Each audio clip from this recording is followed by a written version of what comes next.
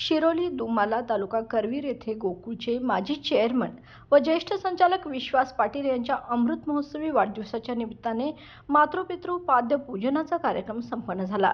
यावेळी व्याख्याते इंद्रजित देशमुख यांनी आनंदी जीवनासाठी वाईटाचा त्याग आणि चांगल्याचा स्वीकार करण्याचा संदेश दिला।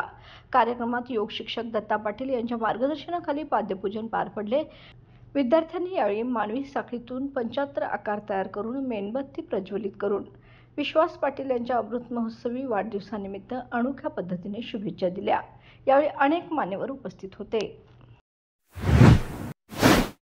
बाळ, फ्रीजमधून श्रीखंड काढ ना। आम्ही पूर्वी घरीच बनवायचो श्रीखंड, त्याची चवच वेगळी होती। आता काय सगळं रेडीमेड। आजी, हे श्रीखंड खाऊन बघ।